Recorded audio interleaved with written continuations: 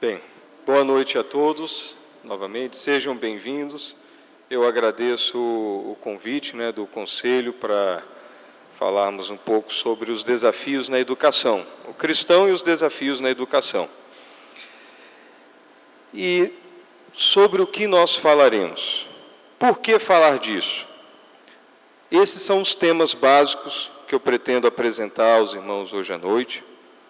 A educação para Cristo, a educação neste mundo, a situação do Brasil, as armas de controle, começa a resistência e perspectivas. Então, esses são os temas a serem abordados. Por que falar de educação? Por que tanta confusão ao redor desse tema? A educação tem sido palco de muitos conflitos na nossa sociedade. E no meio desses conflitos, sem dúvida nenhuma, está o que nós entendemos de mundo, o que nós entendemos que é bom para a nossa vida e para a vida das próximas gerações.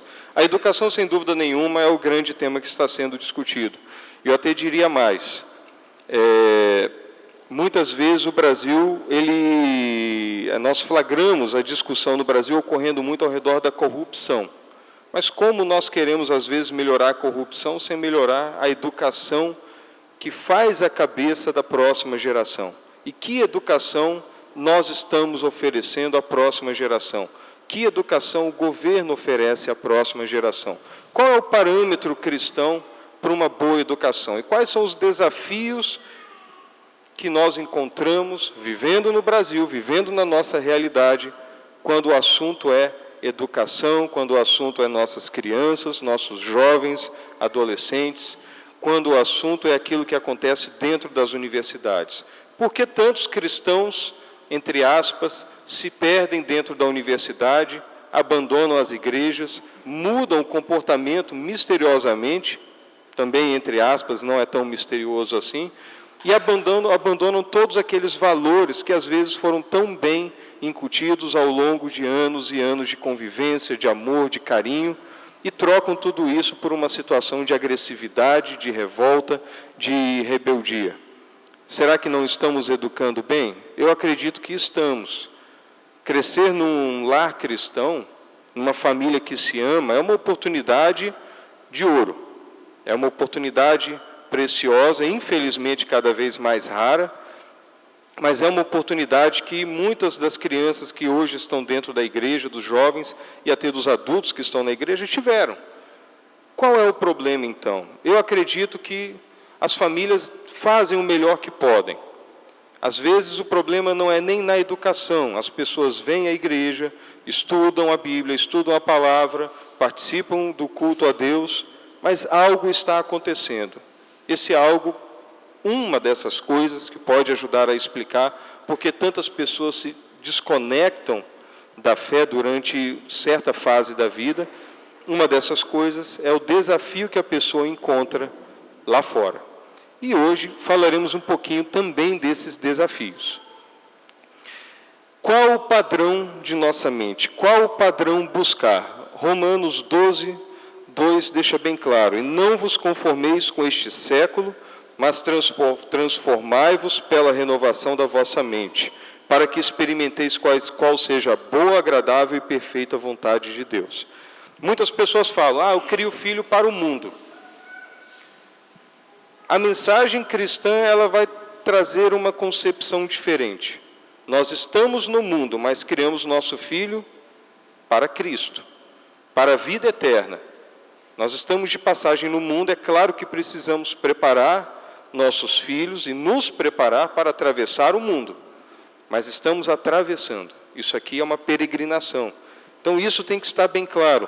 E nessa peregrinação, nós temos que experimentar qual é a boa, agradável e perfeita vontade de Deus, não a vontade presente no mundo. E nós temos que renovar a nossa mente e não nos conformar com este século, com as coisas que vemos e presenciamos aqui na nossa situação. E qual o papel da família? Deuteronômio 11, 18, 19.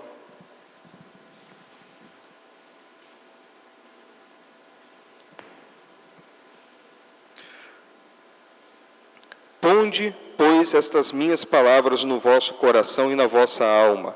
Atai-as por sinal na vossa mão, para que estejam por frontal entre os olhos. Ensinai-as a vossos filhos, falando delas assentados em vossa casa, e andando pelo caminho, e deitando-vos e levantando-vos. Falar a todo momento das coisas boas, belas, perfeitas, verdadeiras, que são de Deus. Falar assentado, levantando, falar a todo momento, e falar dentro de onde? De casa. Na casa da gente. Isso precisa ser assunto na nossa casa. Muitas vezes as famílias mal se encontram. A gente sabe que o tempo hoje é muito corrido, mas a família precisa encontrar um tempo para educar. O compromisso de educar é principalmente da família. Podemos perguntar aos professores. Todos os professores, cristãos e não cristãos, reclamam que muitas vezes a família chega e deixa a criança na escola e espera que o professor eduque a criança. O professor vai ensinar, muitas vezes ele vai até educar. Muitas vezes ele vai educar bem, com tudo aquilo que ele acumulou de experiência de vida, ele fará o serviço que ele consegue fazer numa turma cheia de crianças, dentro das limitações que não são pequenas.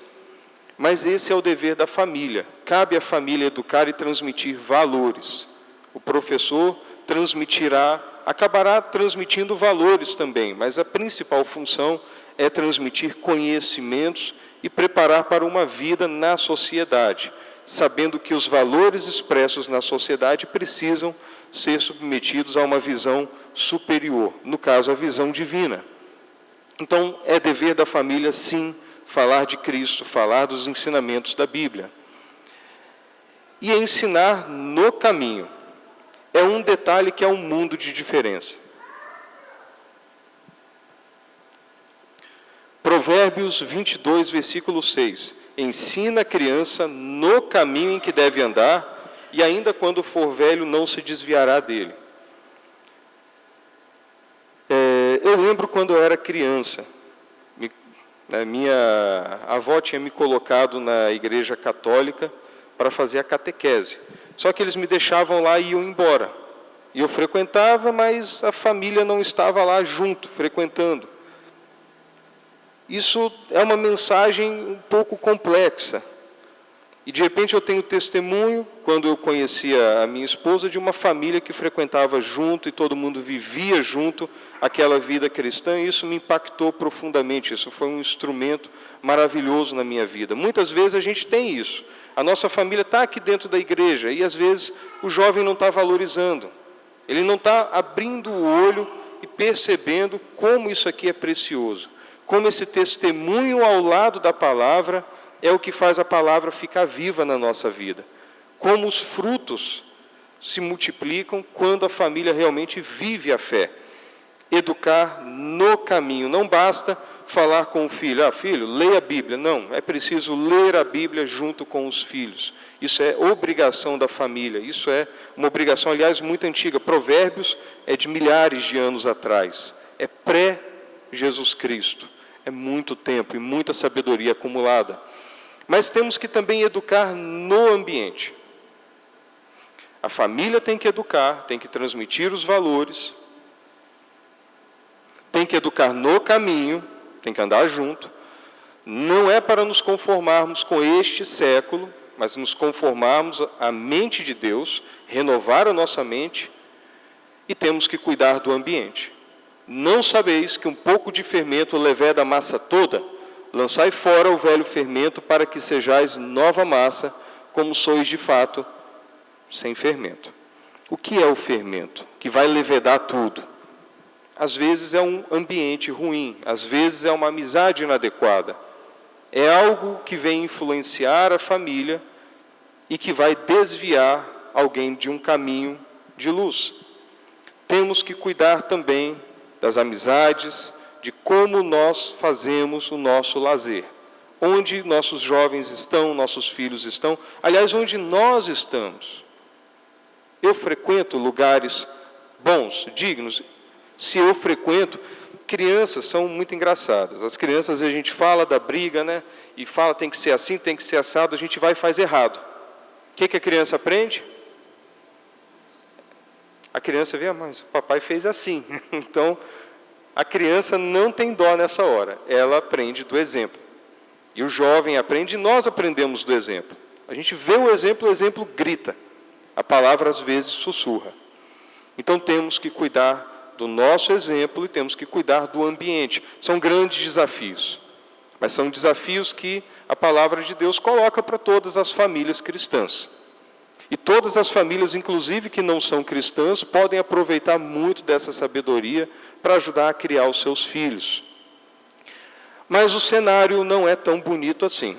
Se nós falamos das famílias cristãs, de todo o esforço que é feito e do mundo que temos que cuidar com o ambiente, do ambiente em que nossos filhos habitarão, nós precisamos entender o ambiente em que vivemos.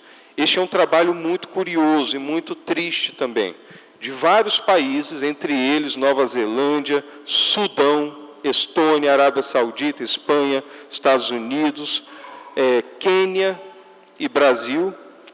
Nas últimas décadas, o único país que teve queda no QI foi o Brasil. Qual é o nosso problema? O que está acontecendo nesse país? O QI naturalmente tende a aumentar, porque as condições alimentares melhoram, as condições socioeconômicas melhoraram. É só vocês compararem, as 2 gerações atrás, a geração dos meus avós, a dificuldade que eles passaram, aí a dificuldade que os meus pais passaram, muito menor.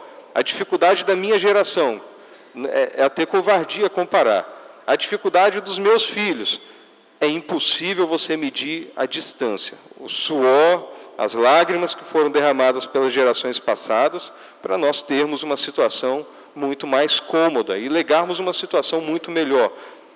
Só isso justificaria. Boa alimentação, boas condições, tem tudo para melhorar. E melhorou no mundo inteiro. No Brasil, caiu. O ambiente, então, é um ambiente complexo, é desafiador. O Brasil, então, cada vez mais problemático em termos de educação. Nos últimos lugares dos testes internacionais de aferição de conhecimentos, feitos em centenas de países. Nós também temos um país miserável em que termos? Culturais. Nossa cultura está na bancarrota. Ela está perdida. É só você ligar alguns canais de televisão aberta aí, cujo nome todo mundo sabe, e vocês vão saber exatamente do que eu estou falando. Alguns reality shows, é o show do absurdo, do grotesco e do baixo nível. E é isso que está inundando a cabeça nossa e dos nossos jovens. E é um país violento. É um país em que mais de 60 mil pessoas, oficialmente, são assassinadas por ano. Isso é mais do que uma guerra. É mais do que uma guerra. Nós vivemos em guerra civil. Num país com a inteligência comprometida, num país miserável de cultura, miserável de espírito, e num país violento, estão nossos jovens. Não adianta tampar o sol com a peneira, gente. O desafio é grande e a gente tem que tomar ciência do tamanho do problema. Uma coisa que eu sempre repito muito com os irmãos, e acho que já tem muitas pessoas que já enjoaram de ouvir eu falando isso, mas temos que ser simples como as pombas na frente do bem, porém prudentes como a serpente na frente do mal. O que é ser prudente como a serpente? A serpente, quando vai trocar a pele, ela se esconde, ela se protege.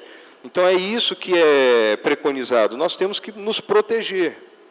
Temos que tomar cuidado. Nós não estamos num mundo perfeito. Aqui jaz o maligno. Então estamos num ambiente de guerra. Numa guerra muitas vezes que não é violenta, mas numa guerra que pode ser de um nível espiritual e intelectual. E que essa guerra, bem, nós estamos mergulhados no meio dela. E temos aí várias evidências científicas de que há um grande problema acontecendo em muitas escolas. Ao invés de ensinar, pessoas estão doutrinando. Doutrinando é um termo certo? Não, nem doutrina, na verdade, as pessoas estão incutindo na cabeça dos nossos jovens. Boa parte dos professores utiliza chavões, palavras de ordem. A maioria deles mal compreende a própria doutrina marxista ou neomarxista que ensinam aos jovens. Eles dificilmente leram Lenin, Trotsky, Marx ou os mais recentes, mas eles repetem chavões e eles incutem valores.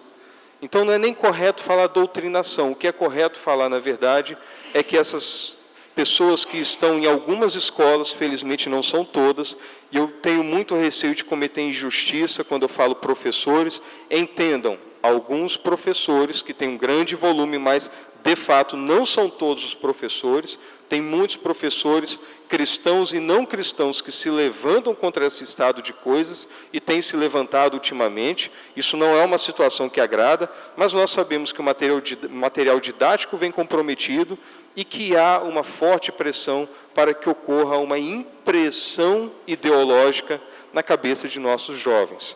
E essa impressão ideológica ela pode acontecer, e normalmente acontece dentro das escolas, por meio de técnicas que foram estudadas, técnicas de manipulação psicológica, por exemplo.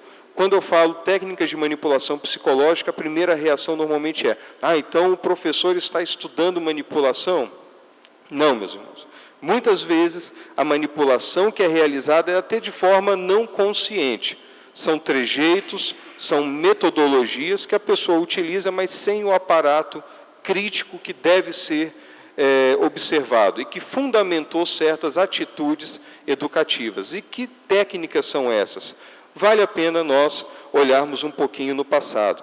Quem foi, talvez, na época mais contemporânea, aquele grande sistematizador dessa ideologia dentro das escolas? Foi Antônio Gramsci, antigo presidente do Partido Comunista da Itália, que preconizou que a tomada do poder devia ser feita dentro de igrejas, escolas, associações de bairros, teria que ser pelo meio da cultura. Então, Antônio Gramsci, ele olhou a revolução que acontecia mundo afora e falou: tomar por meio de armas não está funcionando muito bem. O grande truque, preconizava Antônio Gramsci, é você tomar o coração das pessoas.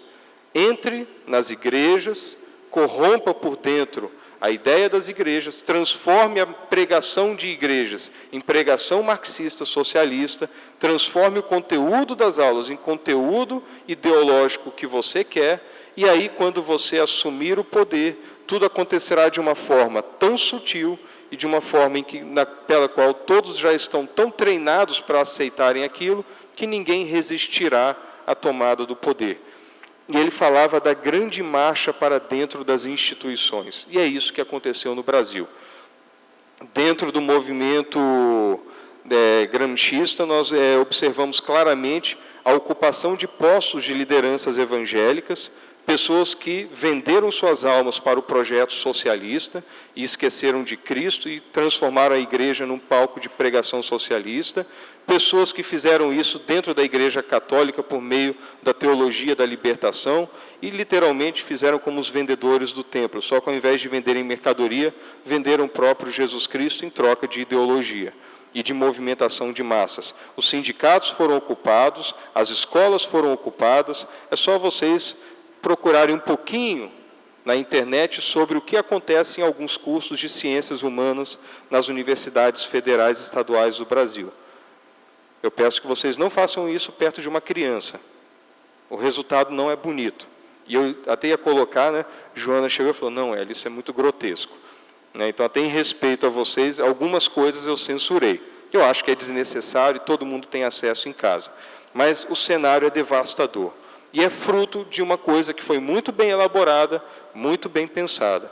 Não é teoria da conspiração, porque isso está escrito em livros, publicado em centenas e centenas de trabalhos pelo Brasil inteiro. Antônio Gramsci foi um dos intelectuais mais citados em todos os trabalhos feitos de pós-graduação no Brasil nas últimas décadas, se não foi o mais citado de todos.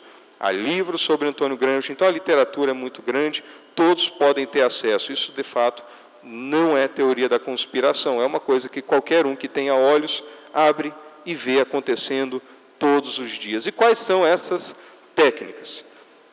E é preciso entender que o ambiente escolar, querendo ou não, ele é um ambiente repleto de situações que simulam técnicas de manipulação psicológica. A igreja também pode nos manipular psicologicamente. O lugar onde nós trabalhamos, nós somos pessoas influenciáveis, isso faz parte da natureza humana. Muitas dessas técnicas foram estudadas nas últimas décadas. Elas podem ser utilizadas para o bem, elas podem ser utilizadas para o mal. Elas podem ser utilizadas de forma consciente, elas podem ser utilizadas de forma não consciente. Na verdade, a pessoa pode muitas vezes estar aplicando uma técnica sem saber a real consequência ou o perigo que essa técnica apresenta. E quais técnicas são essas? Então, eu vou pedir a paciência de todos, eu vou falar um pouquinho de ciência psicológica. E nós vamos estudar algumas técnicas. Eu recomendo a leitura do livro Maquiavel Pedagogo, de Pascal Bernardin, e ele fala justamente sobre as técnicas de manipulação mental utilizadas nas escolas, muitas vezes por professores que nunca estudaram essas técnicas, mas que recebem material didático e dinâmicas de grupo, né, que foram feitas por pessoas bem estudiosas na área de psicologia social e manipulação. E essas técnicas, de regra, elas podem induzir mudança comportamental. A criança vai para a escola e volta diferente. O que aconteceu? Uma mudança comportamental. Como isso acontece? Tem várias formas, né? Sem dúvida nenhuma, uma das grandes pesquisas feitas foi por Stanley Milgram, que ele estudou justamente o quê? Como, e ele colocava a situação da Segunda Guerra Mundial, como que pessoas como os alemães se submeteram a um projeto tão cruel como o nazismo. E ele se fez a pergunta, será que a gente aqui, ele é dos Estados Unidos, aqui nos Estados Unidos, na década de 60, será que a gente aplaudiria um Hitler, ou um Mussolini, se fosse o caso, ou um Stalin? Será que a gente cairia na tentação de aplaudir um monstro desses? E ele fez um experimento muito assustador. Tinha um ator que fingia ser uma cobaia, ele ficava lá com um eletrodo ligado no pulso, e teoricamente ele responderia a um teste de memória, e cada erro ele tomaria um choque. E esse choque era um choque que ia aumentando a cada erro. A verdadeira cobaia não era essa pessoa era um ator contratado. Ele sabia de tudo que estava acontecendo e não ganhava choque nenhum. Mas quem era a verdadeira cobaia? Era a pessoa que ficava operando o equipamento do outro lado de uma parede, escutando, né, aquele que responderia as questões do outro lado. Essa pessoa faria perguntas, normalmente eram professores. E se a pessoa que responde do outro lado errasse, o que ele faria? Disparava um choque. E ele tomava um choque de 45 volts no começo do estudo. Quem já tomou um choque aí de 110 volts na tomada? Levanta a mão para eu ter uma ideia. Não é muito bom, eu já tomei uns 2. Quando era criança e um mais recente. Quando eu fui dar uma de eletricista e me dei mal, né? Mas você toma aquela travada. Esses choques iam até 450 volts. Isso é mais do que a carga mortal. E eles davam um choquezinho de 45 volts para a pessoa sentir, né, um trancozinho. E a cobaia, que era o professor que ia disparar o choque, começava a perguntar, e lá do outro lado, a pessoa, a partir de certo momento, começava a gritar e pedia para parar. E havia uma orientação bem clara. O pesquisador, que ficava de jaleco, ele era a figura de autoridade. O pesquisador, o cientista, é a figura de autoridade que o professor representa na cabeça dos nossos jovens dentro da escola. Ele ficava do lado e falava, queira continuar, por favor. Muitas vezes a cobaia virava e falava, mas, doutor, está gritando do outro lado, estou machucando, não, está errado. A experiência exige que você continue. É absolutamente essencial que você continue. Se ele ainda insistisse, tinha uma quarta resposta. Você não tem escolha, você deve continuar. Se ele ainda insistisse em parar, olha, vamos encerrar. Isso aqui, na verdade, foi uma experiência. Não tem ninguém tomando choque, você participou, não é da pegadinha do Faustão. Você participou de uma experiência, né? Ok, muito obrigado. Aqui a autorização para divulgar os dados. O que Stanley Milgram comprovou com isso? Será que todas aquelas pessoas que cometeram crimes de guerra horríveis eram psicopatas, homicidas, cruéis? Será que a Alemanha tinha um surto de gente maligna? Eram pessoas normais. Mas o poder da autoridade é muito grande.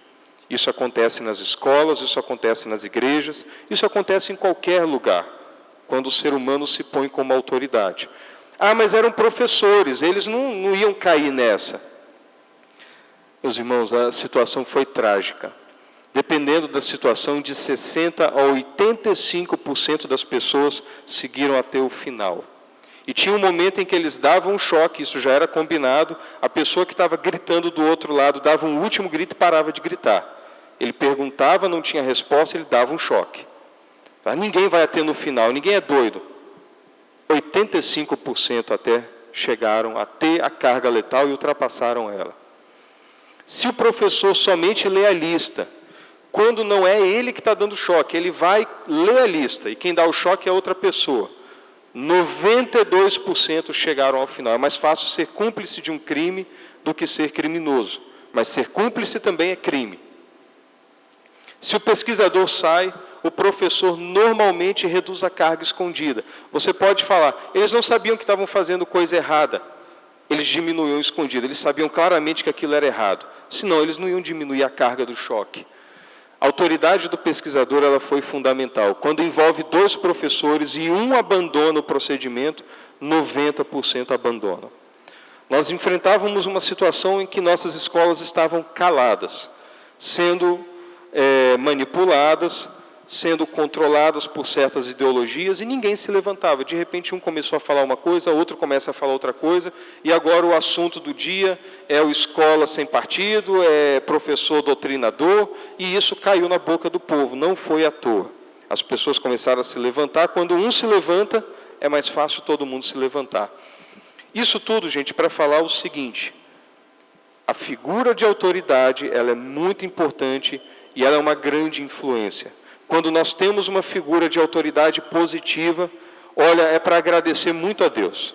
Quando você tem um professor bom, que é justo, que ele é honesto, é competente, é estudioso, ele quer transmitir bons valores, ele respeita a família, isso vale mais do que ouro, gente. Vale mais do que ouro e prata. É sabedoria que está lá para ajudar a gente. Agora, se essa influência não é boa, é uma tragédia que já está montada. Então, temos que ter noção do papel que a autoridade tem. E o professor é uma autoridade. Isso, querendo ou não, mas eu não quero manipular ninguém. Eu estou numa condição de manipulação, se nós pararmos para pensar. Eu estou influenciando vocês. Como qualquer professor influencia, e pastores, e líderes, e políticos. Mas essa influência tem que ser feita com responsabilidade. E as pessoas têm que ter consciência desses fatos que foram cientificamente comprovados. O pé na porta. O pé na porta é uma outra técnica muito interessante. Friedman e Fraser, em 1966, eles fizeram um teste muito curioso. Muitas vezes, quando você quer mudar alguém, você já não pede ou faz a pessoa executar uma tarefa imediatamente. Você pede uma coisa pequena para ela. Você pede uma coisa mais sutil. E aí, ela fazendo aquela coisa sutil, ela se engaja. Se ela se engajou, ficou mais fácil manipular. Se um professor quer botar alguém para entrar dentro do, do PSOL ou do PSTU, tá? Pessoal, eu falo os nomes, viu?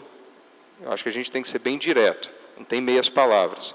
Tá? Tem um professor militante do PSOL, ele quer transformar o seu filho no militante do PSOL. Primeiro ele manda fazer um trabalho de escola, uma redação, falando das injustiças, né, e da causa revolucionária, como isso combateu um determinado partido.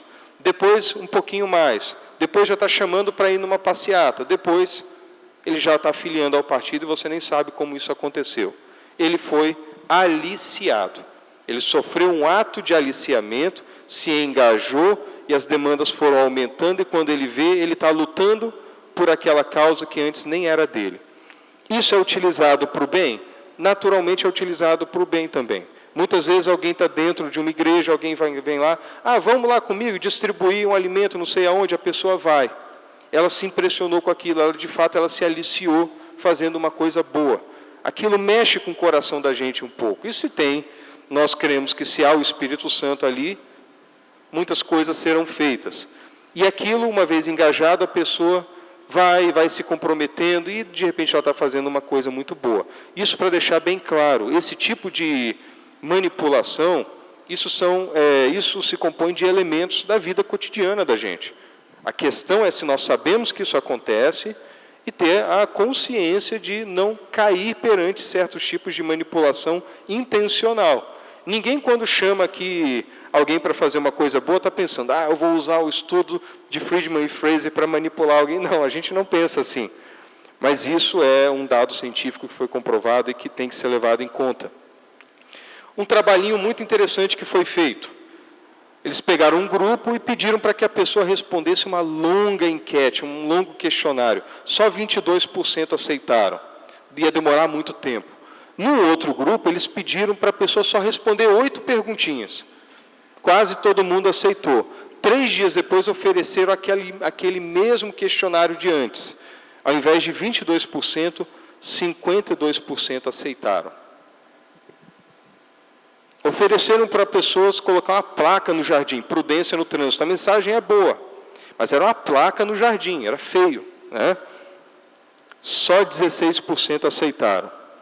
Eles fizeram diferente. Num outro grupo, numa outra vizinhança, pediram para colocar um adesivo na janela. E depois que colocaram o adesivo na janela, pediram para colocar a placa no jardim. 47% das pessoas aceitaram. Qual a lição que a gente tira disso? Muitas vezes, quando alguém vem manipular a cabeça de nossos filhos, adolescentes, crianças, adultos até mesmo de pós-graduação, a pessoa não vai direto no ponto que ela quer. Ela vai devagar. Ela traça um plano, ela começa sutil, e ela vai te comprometendo, vai te puxando. Quando você vê, você já vestiu a camisa de um determinado partido e saiu para estapear os outros na rua e brigar com o policial, e aí a situação já desandou totalmente. A pessoa foi engajada. Isso é manipulação mental. Porta na cara funciona de um jeito contrário. Isso é muito interessante.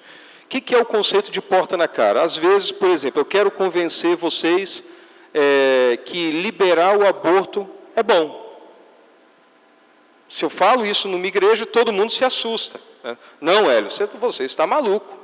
Né? Como assim matar fetos, matar crianças, né? A herança de Deus? Você está doido. Não. Como muitas pessoas fazem, inclusive eu até analisei isso um tempo atrás. Discute-se matar crianças vivas, nascidas.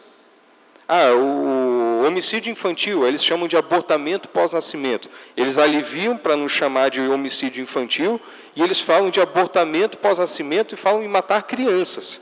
Se os pais não quiserem ter aquela criança até uns 5, 6 meses, eles poderiam matá-las. Depois disso, falar de aborto ficou até mais fácil. O que aconteceu? A pessoa foi dessensibilizada. Então, ela é impactada com uma coisa que transborda a capacidade dela de absorção, ela fica dessensibilizada e aí você consegue passar o que você quer. Isso aí, gente, é técnica de telemarketing, viu? Ninguém nunca recebeu a ligação, mas se você comprar isso hoje, você também leva não sei o quê. Isso é truque de telemarketing, entre aspas. Mas isso acontece todo dia, toda hora, e muitas vezes dentro das escolas, para passar uma situação não muito feliz. Conformidade grupal. Solomon Asch fez uma outra pesquisa muito curiosa. Todo mundo era ator contratado e só tinha uma cobaia. As pessoas sentavam em fila, umas 5, 6 pessoas. A penúltima não sabia o que estava acontecendo, o resto todo mundo sabia. E ele mostrava um palitinho, uma figura, e pedia para um a um eles falarem qual é a figura do lado de lá que é igual à figura do lado de cá. Gente, agora vocês vão responder. Qual que é a figura que é igual àquela? A, B ou C? A C. Porque você está olhando de lado daí, então engana um pouquinho mesmo. Quem está mais de frente aqui, acho que está vendo mais fácil. Mas é a C. Se você chegar pertinho, medir direitinho, a C está mais parecida. Né? O que as pessoas faziam? Depois de várias rodadas, ele perguntava, qual que é? C, C, C. Aí chegava na pessoa que não sabia de nada. C, C. A partir de determinado momento, as pessoas eram treinadas para dar a resposta errada. E eles chegavam e viravam. Qual que é? A, B. Aí, aquela pessoa que chegou depois já olhava meio incomodada. B, B. O que a pessoa respondia? B. Nós temos uma tendência muito grande de conformidade grupal. Daí o cuidado com o lugar em que nós nos colocamos. Onde nós estamos nos metendo. Conformismo grupal é um aspecto da psique humana. Nós temos uma tendência de nos moldar ao meio em que estamos. Estamos andando na companhia de pessoas boas. Naturalmente, a gente acabará assumindo algumas posturas melhores. Estamos num ambiente ruim, se preparem. É muito difícil você ir contra o grupo. É muito difícil uma voz se levantar. Nesse teste, então, com o grupo fazendo pressão errada, mais de 30% das pessoas falaram aquilo que os olhos delas não viam. Mas elas preferiram acreditar no grupo. Será que todos nós temos noção do que é para uma criança sair do convívio do lar, em que tem pai, mãe, às vezes um irmão, avô, avó, tia, e chegar numa turma com 40 crianças, às vezes 40 adolescentes, com demandas muito diferentes da igreja e da família, que vão cobrar dessa criança praticamente a alma dela, para poder fazer algumas coisas, para entrar no grupo e se encaixar? Criança, às vezes, é complicada. Os jovens, às vezes, podem ser muito maldosos. O grupo, ele cobra, ele exige muito do adolescente e do jovem, para que o jovem se integre. E aí as mudanças de comportamento podem acontecer. Outra coisa interessante, fixação de normas grupais. Eles colocaram uma fonte luminosa parada. E eles combinaram com algumas pessoas que eles iriam inventar um movimento. Eu estou vendo aquela luz mexer de um lado para o outro. E daqui a pouco todo mundo olhava, e mesmo as pessoas que não sabiam de nada que estava combinado, olhavam, ela está se mexendo de um lado para o outro. Elas viam aquilo acontecer. Hélio, não, elas só estavam fazendo isso para serem simpáticas com quem falou. Não, eles tiravam as pessoas contratadas para falar aquilo e deixavam o grupo que não sabia de nada lá dentro. O que eles faziam? Continuavam falando que a luz se mexia de um lado para o outro. Quando você tem um grupo e você orienta algumas pessoas a lançarem ideias no meio daquele grupo, você está apelando para a fixação das normas grupais. Não tem movimento espontâneo. Existem pessoas que iniciam um movimento e depois a coisa continua por si só. Movimento, sei lá, fora Temer, fora Dilma. Não, você não estava na sua cama, de repente abriu o olho, acordou, eu vou me movimentar e vou para a rua. Não, houve um disparo. Algumas pessoas chamaram vocês, tanto de um lado quanto do outro. Alguma coisa aconteceu, isso foi espalhando, mas depois que a coisa começa a espalhar, ela espalha sozinha. Assim funciona com ideologia também. Tem um vídeo muito interessante, eu não sei se os irmãos viram. A gente vai falando de manipulação mental e social, a gente vai ficando meio assustado, porque a gente vai identificando várias situações em que a gente vê isso acontecer e não sabia o nome. Mas isso acontece toda hora. Mas tem um vídeo muito interessante, que mostra um consultório de médico. Consultório de médico, vocês sabem, né, gente? Demora, né? Pelo menos da maioria. O meu não demora não, viu, gente? Não deixo demorar muito, não. Eu marco no horário certinho. Tento, né, na medida do possível. Mas aí tem uma fila, tem 5 pessoas e chega alguém que não sabe o que está acontecendo. E todos os 5 são atores. E, de repente, quando a pessoa chega, chegou, sentou, toca uma buzininha. As 5 pessoas que estão lá levantam, passa 2 segundos, elas sentam. Aí, quem entrou depois olha aquilo assim, né? Estranho, né? Aí toca a buzininha de novo depois de 2 minutos. Aí todo mundo levanta. O que essa pessoa faz? Ela nem perguntou nada, ela pega e levanta. Levantou. Aí ela senta junto também com todo mundo. Aí uma pessoa entra no consultório, chegou mais perto da vez dela. Isso vai se repetindo, ela vai levantando e vai sentando, levantando, sentando, levantando, sentando, até só sobrar ela sozinha. O que ela faz quando toca a sirene? Levanta. Sozinha, não tem ninguém olhando, até a secretária sai, porque eles querem testar se a pessoa reproduz mesmo. A pessoa sozinha, sem saber porquê, vai, levanta e senta. Ela assumiu um comportamento. Aí entra alguém diferente, que também não é um ator contratado, é uma outra cobaia. Essa pessoa entra sem saber de nada e senta do lado daquela outra pessoa que está lá esperando há um tempão. E esse médico, ele demora mesmo. Toca a buzina, o que acontece? Ela levanta e a outra olha. O que está acontecendo? Não, isso aí. Aí ela inventa uma explicação para o que ela está fazendo. Gente, se vocês pararem isso para analisar, isso é assustador. Ela inventa uma desculpa do porquê que ela se levantou. Não, isso é um exercício, né, para prevenir osteoporose, não sei o quê. Começa a dar uma desculpa. Aí ela senta.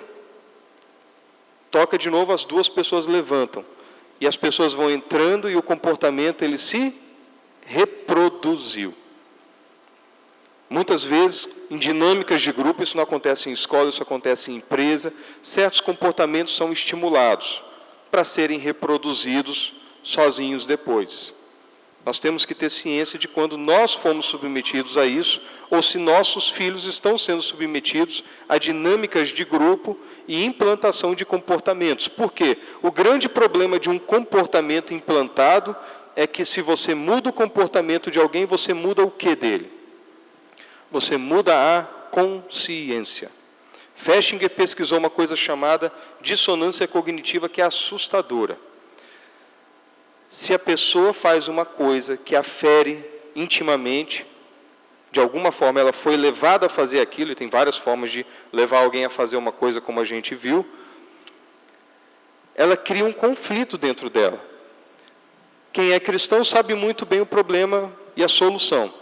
Qual o problema para quando temos um conflito dentro da gente? Pedir o quê? Perdão. Arrepender, pedir perdão e confiar. Se a pessoa não tem esse recurso ou não o usa, o grande perigo é ela se auto-justificar. Ela começa um processo de justificação da culpa dela. Ela se sente culpada, se justifica, tenta se explicar do porquê que ela fez aquilo e no final ela muda de ideia. Por exemplo, eu vou dar um exemplo que talvez fique mais claro. Tem uma residente de obstetrícia e ginecologia no hospital. Ela é evangélica e ela se nega a abortar. Chega um chefe de serviço e fala com ela: você tem que entrar, você tem que fazer a cirurgia, você está trabalhando aqui para resolver o problema do paciente. Ela fala: não, eu tenho objeção de consciência, eu não faço isso, eu acho que isso aí é matar uma vida humana, digna, sagrado, eu não posso fazer isso, me desculpa, mas eu estou alegando objeção de consciência. Então, essa pessoa, muitas vezes, é claro que nem estudou isso, mas ele vira e fala: não, você entra e você só instrumenta. Você só me entrega um instrumento, deixa que eu faço então. A pessoa, o que usou aí? Usou o pé na porta, né? Não precisa fazer aquilo tudo, faz só um pouquinho. A pessoa vai e instrumenta. Gente, querendo ou não, participou de uma coisa ruim. Essa jovem sai e começa a pensar: gente, matou alguém. Não, mas aí de repente o que acontece? Se ela entende que ela fez muito errado, se arrepende e procura algum amparo adequado, ela compreende que ela errou, bola para frente. Se a pessoa não compreende dessa forma, ela tenta se auto-justificar, ela vai começar a tentar se explicar que aquilo não era tão errado assim.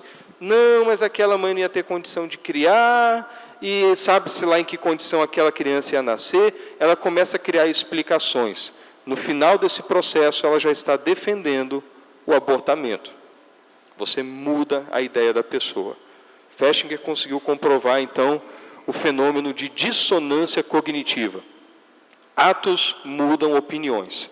Se alguém obriga você a fazer alguma coisa que você não quer ou acha errado, você vai mudar a sua ideia.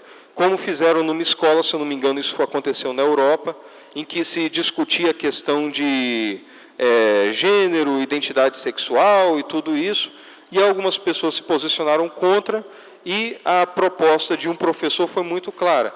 Mas você nunca testou para saber como que é? Então vai lá e dá um beijo um no outro aí para ver o que vai acontecer, para ver se é uma coisa tão errada assim. E a pessoa expôs os alunos a um ato público, isso agrava a situação de dissonância cognitiva, ele fez uma coisa que ia contra os valores dele. Qual o resultado disso? Ele mudou de opinião. Os jovens mudaram de opinião, porque eles tiveram que, de alguma forma, absorver aquilo dentro da personalidade deles. Isso é uma técnica de manipulação cerebral. Você obriga alguém a fazer alguma coisa contra os valores dessa pessoa, e, inevitavelmente, ela vai ter que racionalizar aquilo dentro dela. E aquilo vai gerar resultados. Mesmo que antes ela discordasse completamente de uma determinada coisa. O primeiro passo, então, da dissonância cognitiva passo a passo. Você leva alguém a fazer alguma coisa. Você tem várias técnicas para isso. Isso é muito simples. O segundo passo. Se você levou alguém a fazer uma coisa, você extorquiu dela um ato contraditório. Você fez ela cometer um ato que vai contra a crença dela, contra os valores dela, contra aquilo que essa pessoa acredita. Terceiro passo, reorganização do psiquismo para obter coerência e organização mental. A pessoa fica desestruturada, ela se sente culpada. Então, ou ela se arrepende, ou ela tenta se reorganizar. Essa reorganização, muitas vezes, virá com a mudança, né, de pensamento dessa pessoa. Então, o ato de engenharia social está concluído. Isso aí é uma máquina de manipulação. E isso é feito. Toda dinâmica de grupo, querendo ou não, é uma forma de dissonância cognitiva. Entre aspas, eu posso estar exagerando um pouco, mas você foi engajado numa atitude, aquilo implica alguma postura adotada por você, você vai tentar valorizar aquilo que você fez. E uma coisa muito engraçada, como Festinger comprovou isso? Ele mandava as pessoas fazerem uma atividade muito chata, ficar girando um monte de bloquinho. E ele virava para aquelas pessoas e falava, isso é uma experiência e tudo. E para umas pessoas ele virava e falava, você aceita $2 para falar para outra pessoa que isso aí é uma coisa muito boa e muito divertida, para convencer outras pessoas a fazer isso? Aí, alguns aceitaram. Para outras pessoas, ele oferecia, ao invés de $2, $20. Na época era bastante dinheiro. Você tem que convencer os outros a fazer isso. E pagava lá para aquela pessoa $20. Eles convenciam, é muito divertido ficar girando os bloquinhos, isso ajuda a coordenação e tudo. E depois eles viravam para aquelas pessoas, umas que receberam $2, outras que receberam $20, e perguntavam para elas, e aí, o que você achou do experimento? O que vocês acham? Quem vocês acham que elogiou aquele experimento e que, de repente, estava explicando que achava legal fazer aquilo? Quem ganhou menos? A pessoa que ganhou menos, ela ganhou menos para mentir, se sentiu ultrajada, e além disso, ela tentou se justificar e mudou de opinião e realmente acreditou que aquilo lá era uma coisa divertida de ser feita.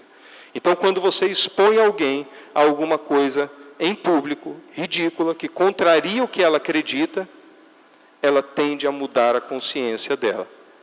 Ela muda de opinião. Isso é dissonância cognitiva. E tem várias ferramentas que podem ser utilizadas para isso, para o bem ou para o mal, deixo bem claro isso, e que são utilizadas dentro de sala de aulas. Dramatização, discussão grupal, reforço de normas do grupo. Vamos discutir, vamos criticar, mas aí sempre vem alguém e coloca uma ideia. Dá uma direcionada, essa direcionada é crucial, a discussão parte daí. Autoavaliação, você vai tornar público uma autoavaliação, você vai tentar se encaixar no grupo, as suas ideias vão mudando. Então, isso aí são técnicas muito bem utilizadas hoje em dia e que utilizam esses princípios de manipulação mental social. E tudo isso para chegar aí. Todo mundo sabe o que isso aí quer dizer, certo? Todo mundo viu essa história? Em que uma criança, uma menina de 7 anos, foi levada pela mãe, aí no museu, na frente de um monte de gente, e tocaram um homem nu. Isso é arte? Não vou entrar nem nesse mérito da questão. Isso é pedofilia? Não é pedofilia. Pela lei brasileira, não é pedofilia. Isso tem que ficar bem claro. Mas isso aí é uma dessensibilização. Isso é mais perigoso até do que pedofilia, se a gente parar para pensar. Essa criança foi dessensibilizada, quem assistiu o vídeo viu que ela estava um pouco constrangida, então ela foi levada lá a fazer isso, tocar lá. Qual a mensagem que ficou na cabeça daquela criança? O que ela aprendeu naquele momento? Não tem problema fazer isso. Na frente de um monte de gente, ela ficou constrangida, amplificou o efeito da dissonância cognitiva. Aquilo foi normalizado na cabeça daquela criança. Agora imagine uma situação onde alguém mal intencionado vai se aproximar dela e vai tentar fazer alguma coisa de ruim. Como vocês acham que essa criança responderá? Ela foi desarmada. Ela foi dessensibilizada. Isso é manipulação psicológica, até de nível muito baixo. E isso tem acontecido em nossas escolas. O nosso patrono da educação, Paulo Freire, é o exemplo claro, realmente, do retrato do Brasil. Algumas pessoas até estavam fazendo uma campanha. Vamos tirar Paulo Freire do título de patrono da educação brasileira. Não, acho que merecemos, mutuamente. Ele merece a educação brasileira, a gente merece ele, porque está um caos. Ele fala, vamos, libertar as pessoas oprimidas, mas o que ele não fala e que está implícito na obra dele, é criticado no mundo inteiro, e no Brasil ninguém fala muito, é que liberta de uma visão e impõe outra. Não tem uma libertação do oprimido. Não, ele oprime de um jeito para desoprimir de outro. Ele não está fazendo realmente uma pedagogia do oprimido. Ele está fazendo uma pedagogia da opressão e de uma troca de liderança, uma troca de parâmetros, de valores, de uma hierarquia de valores. Ele está impondo a hierarquia dele por meio da educação. Isso, de fato, levou o Brasil a trocar muitas vezes o conhecimento verdadeiro pela ideologia. Mas algumas coisas têm acontecido. Não estou recebendo nada para fazer propaganda do Escola Sem Partido, não. Mas isso é uma coisa que aconteceu, Escola Sem Partido. Eu acho que o título não foi muito feliz, sinceramente. Talvez o melhor título seja Escola Sem Censura, no sentido de que alguns conhecimentos nas nossas escolas estão censurados.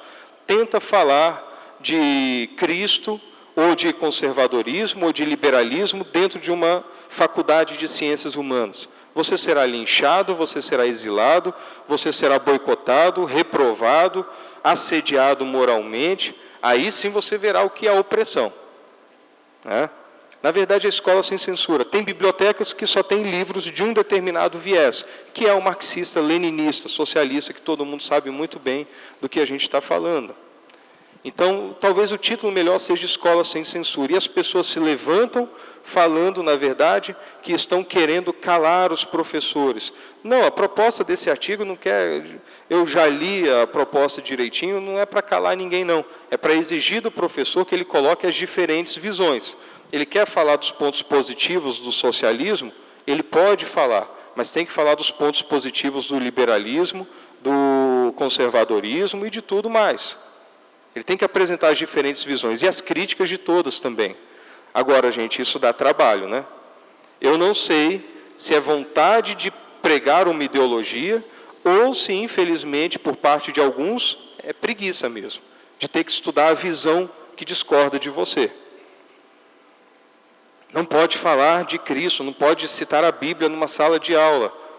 Gente, é parte da nossa cultura. A maior parte do povo brasileiro acredita nisso. Como você vai proibir a cultura brasileira dentro de uma sala de aula? Não, mas o Brasil é um Estado laico, Não, o laicismo, no sentido de anticristão ou ateísta, ele é tão, entre aspas, o termo é um pouco mal utilizado, é tão religioso quanto a fé cristã. É uma forma de enxergar o mundo, é uma outra forma, não é uma forma imparcial. É uma forma parcial, tanto como qualquer outra forma. Mas as pessoas, então, se desobrigam de apresentar múltiplas visões e elas vão apresentando uma visão só. E dentro das escolas, o que nós observamos é uma manipulação grotesca, uma censura de conhecimentos diferentes, de posicionamentos diferentes. Tenta discutir numa aula de ciências sociais ou de filosofia, tenta defender que o direito do feto à vida não pode ser quebrado, que não pode abortar ninguém. Normalmente, alguns professores que se dedicam a essa área vão cair matando em cima do jovem. E o jovem está na frente de uma figura de autoridade, no meio de um grupo que se impressiona com aquela figura de autoridade, fazendo uma voz de discordância, ele está remando contra todas aquelas manipulações que nós observamos. Tem que ser super-herói, gente. Porque eu não sei se quando eu era adolescente eu teria coragem de levantar e peitar um professor de frente e argumentar e defender meu ponto de vista. Hoje eu estou mais crescidinho, grisalho, barrigudo, A gente vai modificando um pouco, a gente vai ficando mais assim, meio, como é que fala, calejado, Então a gente fica um pouco mais para frente também. Mas quando eu era jovem, o professor, gente. O professor, Ele sabe, ou não. Às vezes nem fala isso, é uma voz de revolta, mas lá no fundo é uma figura de autoridade. É impressionante para o jovem a figura do professor. E é isso, o professor, então, ele teria que respeitar o papel dele, de ensinar. E a educação de valores pertence à família. E muito mais do que uma questão de ensinamentos, educação vem de ex ducere, ex para fora, ducere, conduzir. Quem educa é aquela pessoa que pega o jovem, abre a cabeça dele e conduz ele para a realidade. Isso é muito mais do que ensinar. Você vai ensinar um modo de viver, um estilo de valorizar a vida, de olhar o próximo. Isso é educar. E educar primariamente é da família, né? E a gente não pode perder a noção do que nós queremos. Muitas vezes a gente fala, não, eu vou botar o meu filho para ele estudar e ele vai ser doutor quando crescer, vai ser médico, advogado. Quantas vezes a gente deseja isso e quantas vezes a gente para e quer o seguinte, eu quero que meu filho seja alguém correto, seja alguém honesto, seja alguém que vá na igreja e que esteja lá e que crie os filhos dele dentro da igreja. Qual será o nosso foco? Quantas vezes, né, não nos flagramos querendo um sucesso mundano para os nossos filhos e perdendo um pouquinho da preocupação do sucesso, entre aspas, espiritual deles? O termo é bem controverso, sucesso espiritual. A gente sabe que vencedor, quem é vencedor e por causa de quem as pessoas vencem, né? Mas é no caminho que eles vão aprendendo isso. E as pessoas são utilizadas como instrumentos de graça, né? Nós estamos falando em muito mais do que conhecimento. A gente está falando da alma imortal de nossos filhos. O papel de um desses manipuladores dentro da sala de aula, só Deus sabe quanto sofrimento ele pode trazer para a vida de uma família, para a vida de uma criança. Quantas pessoas que entraram em universidades e se perderam. O que está acontecendo com os jovens? Como a gente está preparando eles para entrar nesse momento de briga, de duelo, de contraposição? Porque a gente tem que ter bem ciente que a nossa luta não é contra o sangue e a carne, e sim contra os principados e potestades, contra os dominadores deste mundo tenebroso, contra as forças espirituais do mal nas regiões celestes. A nossa luta é no espírito, no palco das ideias.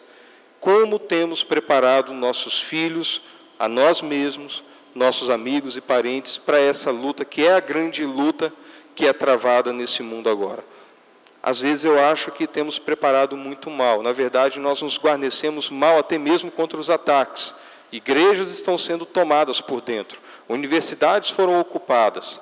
Desde a época da ditadura militar, o general Golbery tinha uma técnica muito controversa.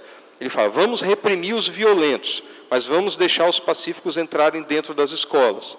Mas é claro que os pacíficos, entre aspas, que entraram dentro das escolas, em grande parte defendiam ideias violentas daqueles mais radicais. E aí a pregação doutrinária, ideológica, marxista, se propagou dentro das cadeiras universitárias brasileiras ao longo de décadas e décadas. E hoje nós pagamos o preço de tudo isso, de uma intervenção do Estado nas vidas das famílias e na educação das famílias, e de uma ideologia que se apossou desse tamanho de Estado que estava gigante na educação e entrou também tomando isso a reboque e utilizando os instrumentos, as armas de manipulação que já estavam todas preparadas. Hoje colhemos os frutos daquilo que foi ensinado há décadas e décadas. Quando nós vemos o bandido ser o mocinho e a vítima ser o opressor, quem é o opressor é aquele que morreu, porque ele é da burguesia que oprimiu o pobre bandido que foi obrigado a matar. Isso tudo tem endereço, tem uma origem no campo das ideias.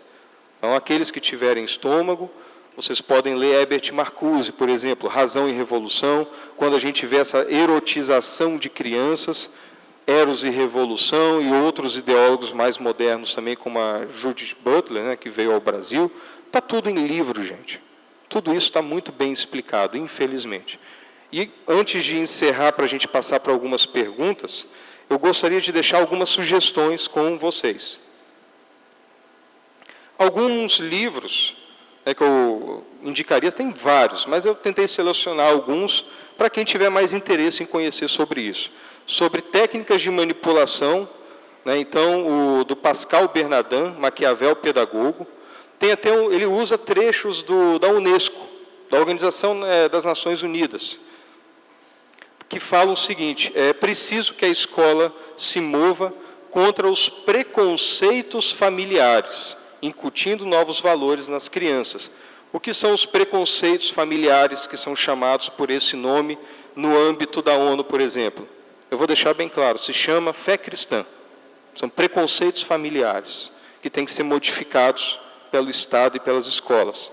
Tem um outro livro chamado Quem Controla a Escola Governa o Mundo, do Gary DeMar, publicado pela editora Monergismo. Fala do gramscismo também, se eu não me engano. Fala de como a escola é importante e qual o papel da igreja na escola. Tem um livro de Rushduni, também publicado pela Monergismo, que é Esquizofrenia Intelectual, que fala o que é uma criança, o que é uma escola, o que é a escola, qual o papel da escola, qual o papel da família. Então, o Rushduni é muito crítico. E tem um livro de Olavo de Carvalho chamado A Nova Era e a Revolução Cultural, em que ele fala, por exemplo, de Antônio Gramsci e como o gramscismo entrou na escola brasileira e se apossou das cátedras universitárias e agora claramente tenta se apossar de uma forma muito violenta do ensino médio e até do ensino fundamental, inserindo certos ensinamentos no currículo de crianças que são certos conhecimentos que são bem desnecessários, aliás, né, e que vão incutir novos valores e vão dessensibilizar essas crianças para certas situações que podem ser perigosas. Então, meus irmãos, eu toquei em assuntos talvez mais aprofundados do campo científico, da psicologia, mas eu acho que é muito importante que todos tenhamos a oportunidade de saber que existem essas técnicas e que o ambiente escolar ele é repleto de possibilidades de aplicação disso.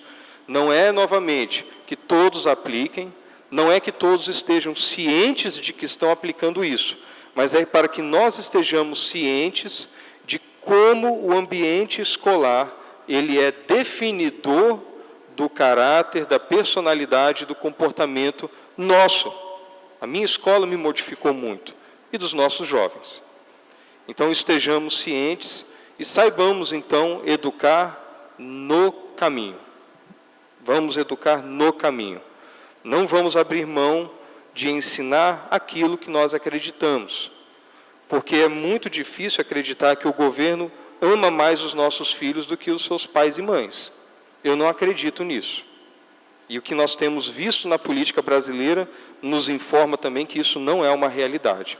Quem ama nossos filhos são suas famílias. Essa é a grande regra que nós observamos. Há exceções, claro que há tragédias, mas de regra, quem ama os filhos da gente somos nós. E que a gente possa, então, com a ajuda de Deus, educar os nossos filhos, né, e prepará-los para enfrentar o mundo. Não vamos criá-los para o mundo.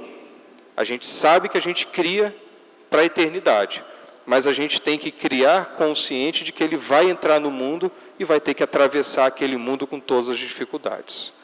Eu agradeço a atenção de todos. Muito obrigado. E eu vou abrir para perguntas agora. Fiquem à vontade, né? Quem quiser perguntar alguma coisa, eu toquei em vários assuntos, né, muitos bem controversos, e fico à disposição aí dos irmãos. Muito obrigado, viu, gente?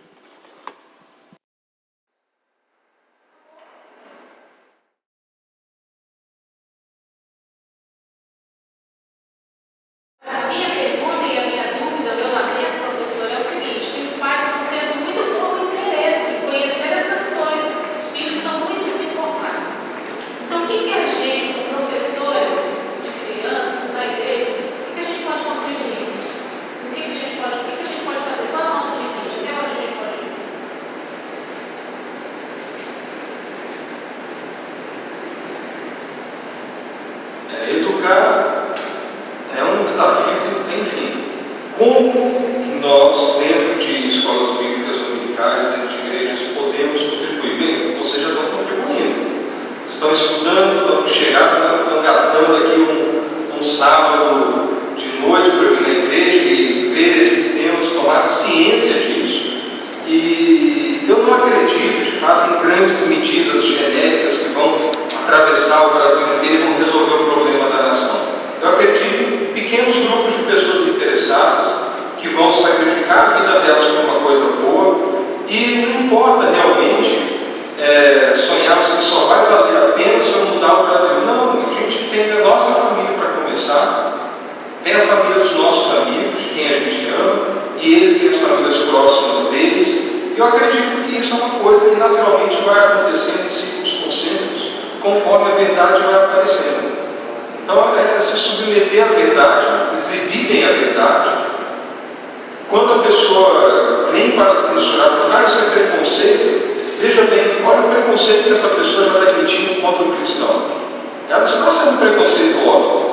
Na verdade, essa palavra preconceito é muito mal utilizada, porque nós temos preconceito a todo momento. Nós temos um conceito prévio de tudo aquilo que a gente entra em contato. Podemos ter uma nova visão da coisa, mas o fato é que todo mundo já tem um conceito pré-determinado de alguma coisa. Ninguém chega neutro numa situação.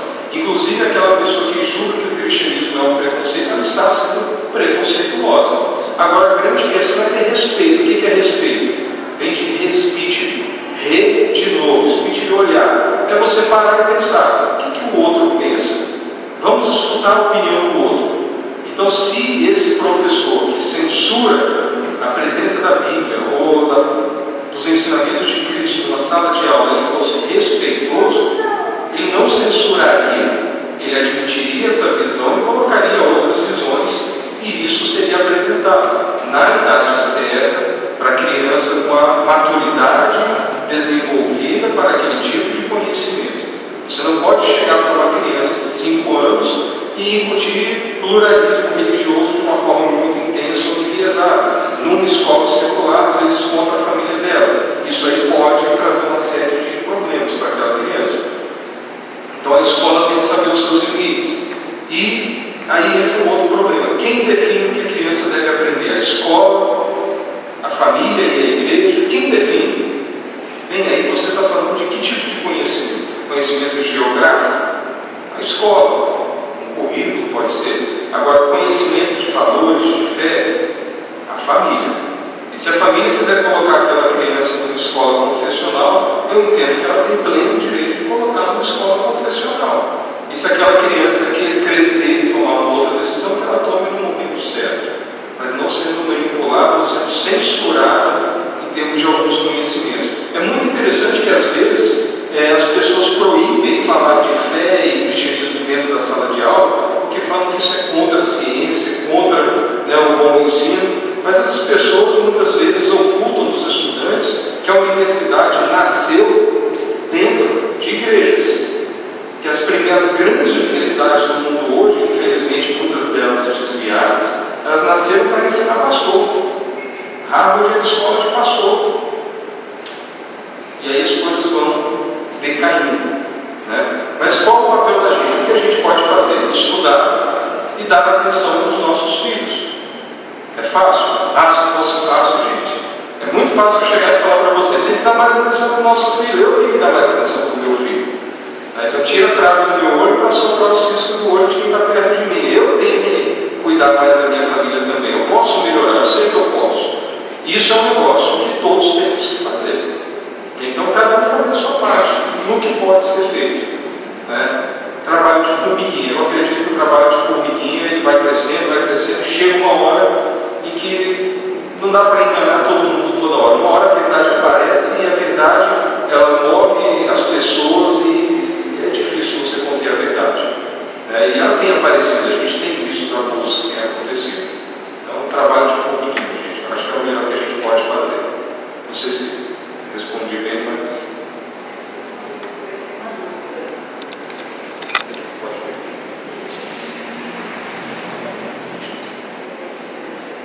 Primeiramente, eu gostaria de parabenizar, foi bem esclarecedor, bem enriquecedor, e surgiu um questionamento: como que, enquanto cristãos, podemos nos preparar, por exemplo, para as famílias, para os casais que já têm filhos, pessoas que vão constituir futuras famílias, como que nós podemos nos preparar para resistir, para militar, para se manter firme diante de um contexto de educação tão distorcido, que tenta contradizer os valores, como foi muito bem pontuado essa questão do racionalismo.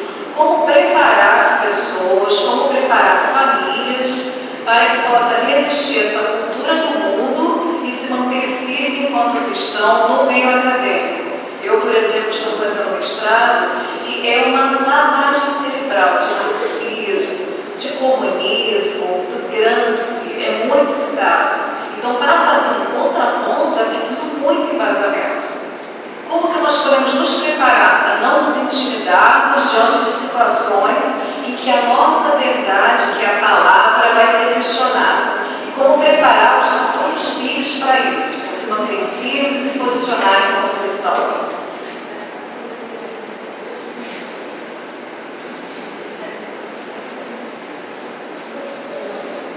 Como fazer isso? Como nos prepararmos? Algumas dicas a gente deu no comecinho até da palestra. Ensinar o caminho, ata as palavras na frente da cabeça, leia a palavra de Deus, estude a palavra de Deus, leia como filho, leve o filho na igreja, viva o ambiente. É um desafio, assim, eu sei que é, mas temos que viver isso, dê o exemplo, dê o testemunho. Novamente eu falo, gente, quando eu falo para dar o testemunho, eu fico muito preocupado, porque todos os nossos telhados são de vida. Então eu tenho também que melhorar o meu testemunho, mas nós somos convidados à santidade, é isso. E a criança não precisa ver o esforço dessa busca dos pais. E aí ela será movida a buscar também santidade. Agora, no ambiente acadêmico, fazendo academia como ela deveria ser feita. Então você vai ter que fazer, isso não tem fórmula fácil, eu sinto muito, mas você vai ter que ler Gramsci, vai ter que ler Marx, e vai ter que ler Roger Scruton, vai ter que ler Michael Oakeshott, vai ter que ler von Mises, vai ter que ler tudo.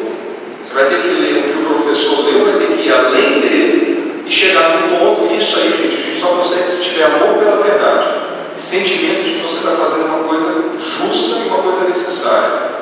Quem escolhe entrar para a academia hoje no Brasil e é da igreja, ele precisa segurar o tranco.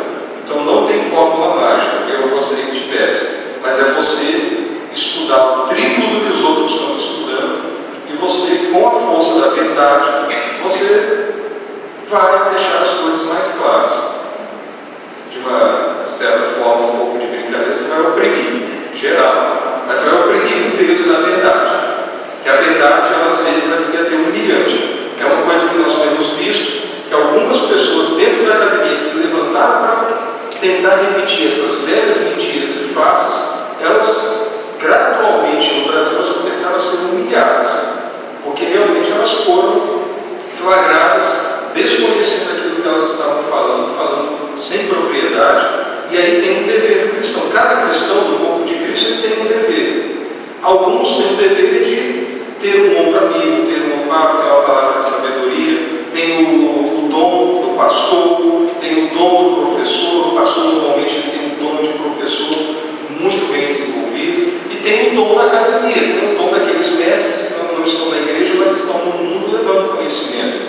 É um dom que Deus deu para algumas pessoas. Essas pessoas vão ter que lutar. E aí é trabalho, estudo, muita coragem.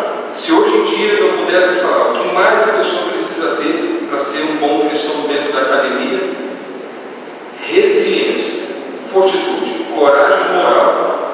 Resiliência é a palavra certa, é você resistir ao impacto que você vai levar. Você já está pressentindo isso na academia, você está levando o impacto. Confiar em Deus e ter resistência.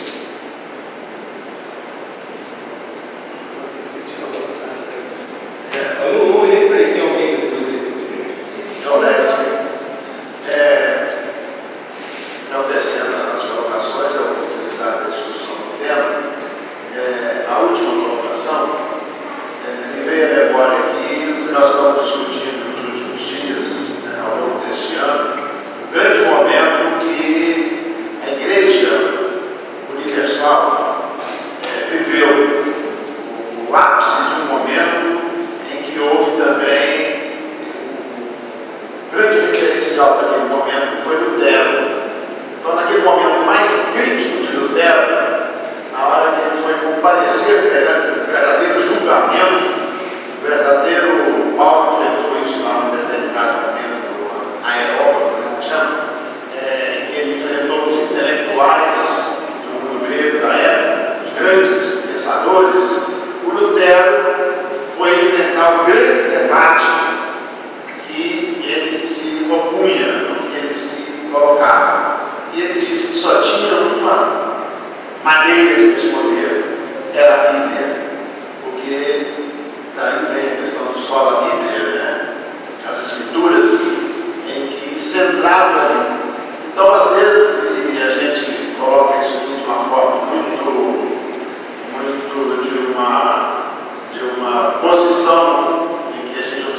achar isso muito repetitiva, é que às vezes nós não estamos realmente preparados biblicamente para enfrentar o verdadeiro debate da escola, do mundo e das grandes mudanças que estão acontecendo.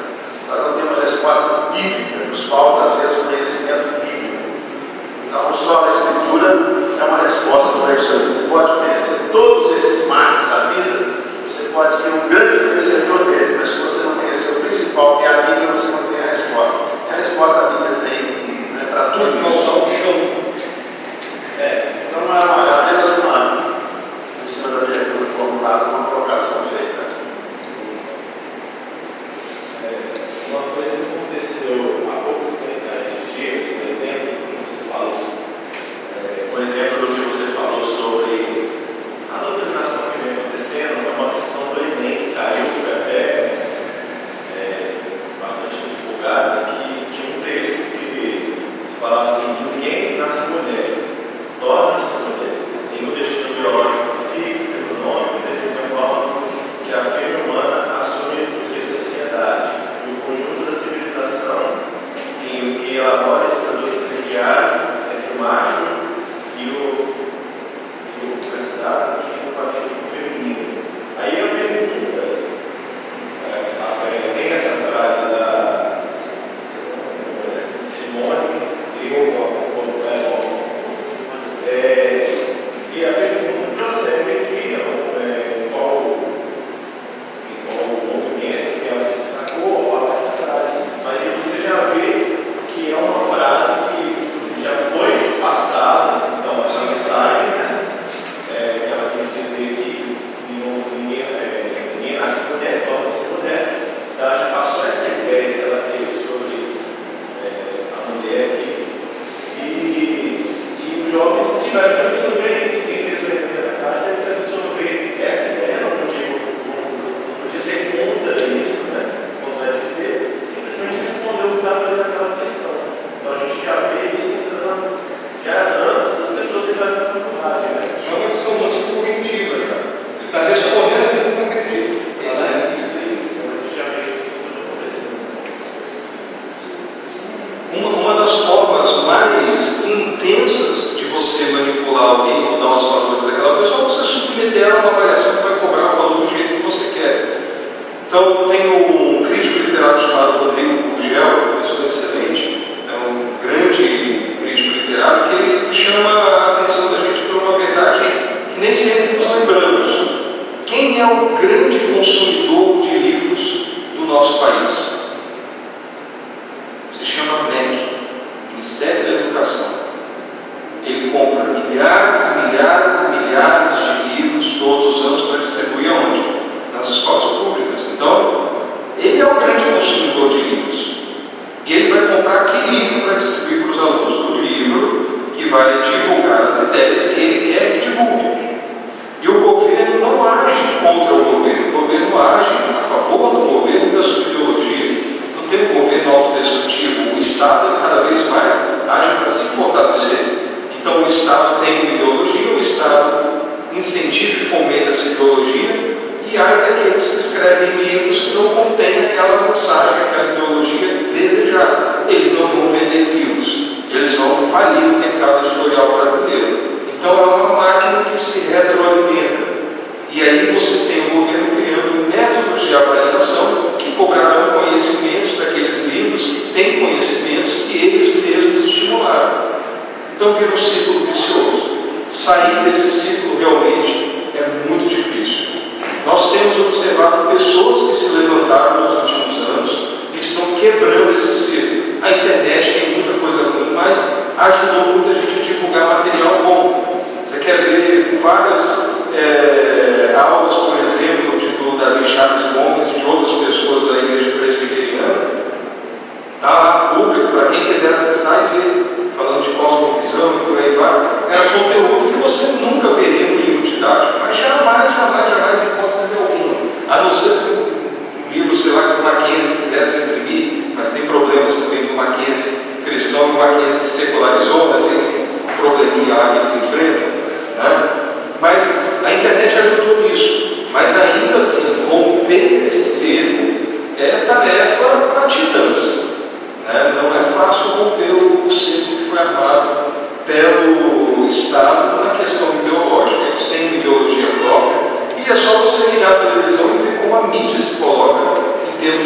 ideologia. Então você tem um Brasil onde mais de 60% das pessoas, principalmente mulheres, são contra o abortamento. O que a mídia prega? Você liga lá a Rede Globo lá, o que ela vai contar para você? Abortar é bonito, abortar é legal, tem que abortar.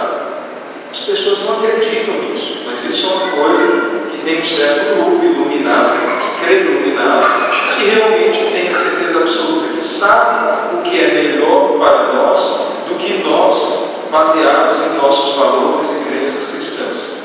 Eles acham que sabem o que é melhor para nós. E para eles, cristianismo é superstição, é bobagem, é preconceito familiar. Então esse tipo de gente arrogante, que beira a deshumanidade, são eles que estão aí controlando o material didático dos nossos filhos.